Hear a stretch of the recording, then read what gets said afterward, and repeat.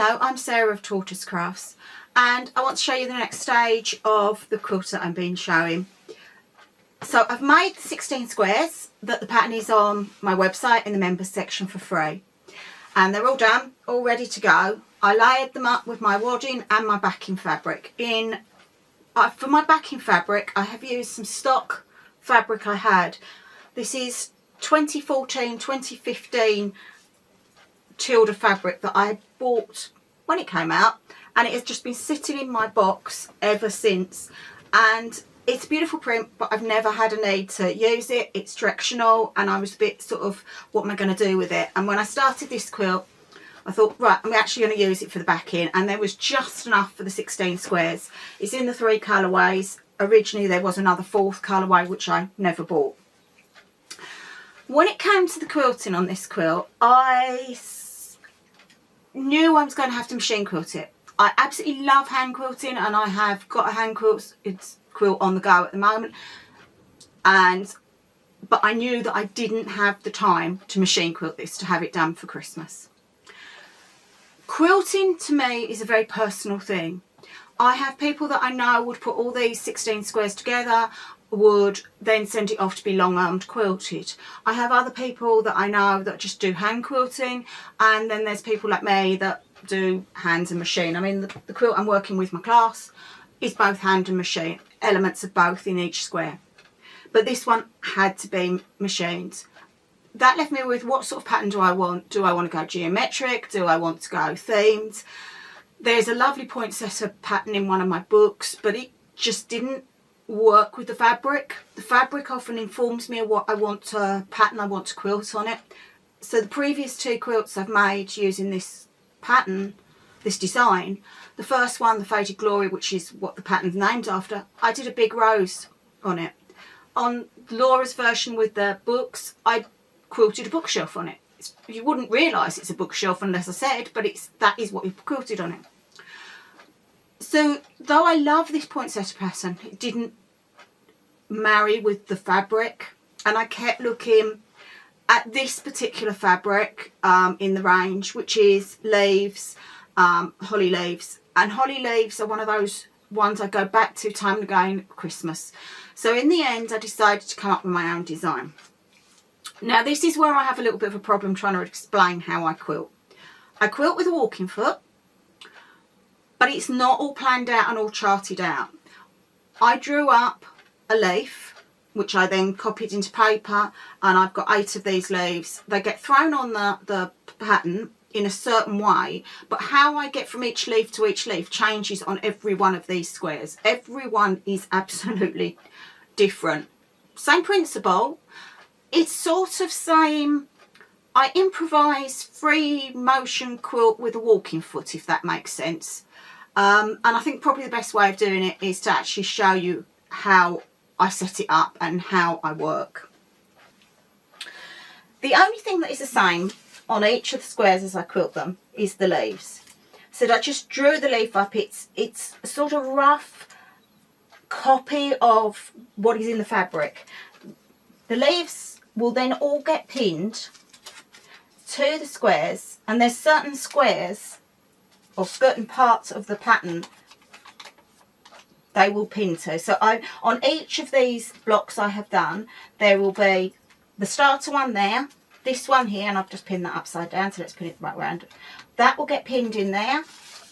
That one will get pinned on there. Then I will pin one there and one there.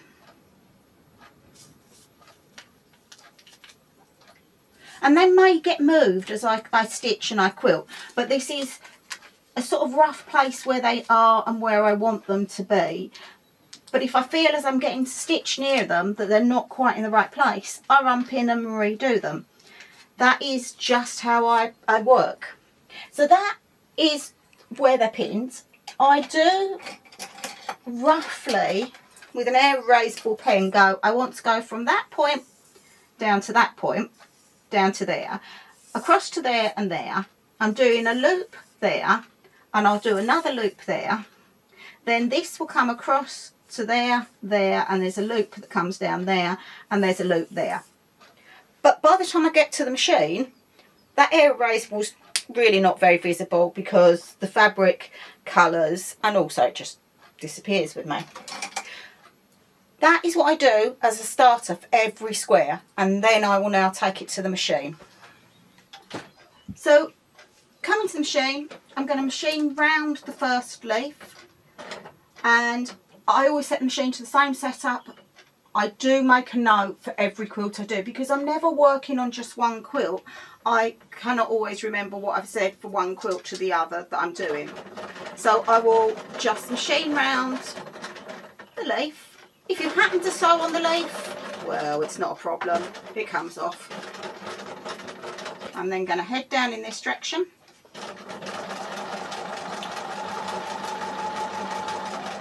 When I get to there, I'm going to come up and I'm going to do the curve that comes around here.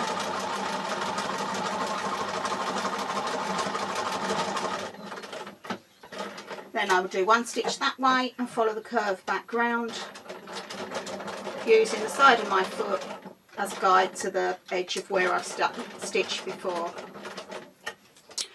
Once I've finished quilting this design, I'll pull the threads, and there's only the starting and the end thread, because I start and end both at the same place, will get pulled through to the back, tied off, and the end slipped through and clipped off.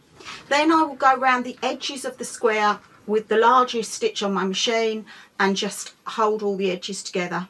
Then I will trim off the excess wadding and backing fabric.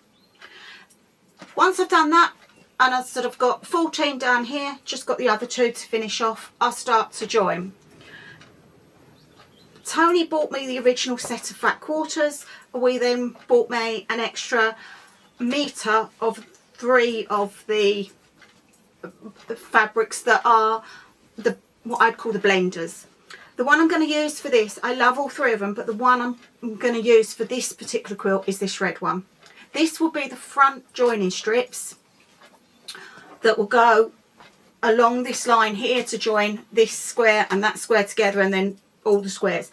On the back I'll use a neutral cream I've got, because I just think that will work best. The front strips will be cut 1/8 of an inch, but all of that is explained in a whole series of videos that are on YouTube about how I quilt as you go. There is 7 or 8 videos in the series, because I stop at each point that you go on to the next piece, so you can watch that video, do it, and then go on. It was done as a teaching aid for my class when we first did this this way of making it. I would hope to have this quilt done in the next sort of couple of weeks. I want it for Christmas, but life does get in the way and things happen. But as soon as I've got it finished, I'll come back to you and show you how I've done it. Thanks for watching, and I've got to remember to say, please, if you like this video, subscribe, like it, etc, etc. Thank you.